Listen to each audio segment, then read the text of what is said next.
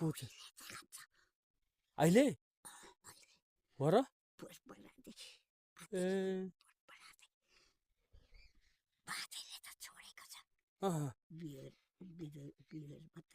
ए ए मदनले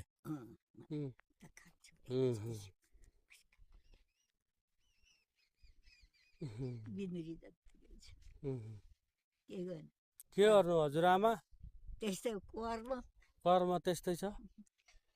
कति वर्ष पुग्नु भयो 90 साल कि बाबै हे त्यो पाखो किन्दाखेरि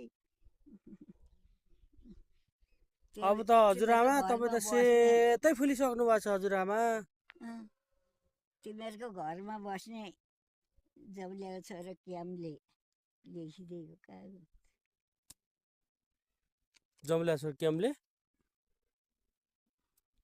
मलाई चिन्नु भयो के हजुर मलाई चिन्नु भयो तर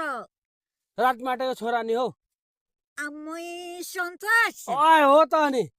म त यहाँ तलतिरको भनेर खै म सन्तोष हो नि त हौ हजुरआमा भरि मेरो बाबा औ चिन्न सक्दिनँ ती सुर्तेलाई चिन्दिनँ ल हो र अब के गर्छौ तँ केटो लान्छौ तलै लानु पर्यो नि हजुरआमा अब के गर्नु बाबु आमा सास गरेर मर्यो त तरुनी तन्देरी पोर रेला गरी बस्यौँ त्यहाँ सम्धिनी भन्दै जिस्क्यायो मेरो त सम्धिनी होइन मेरो त हजुरआमा यो भन्यो गीत गाए पढ्छु रामेको छोराको व्रत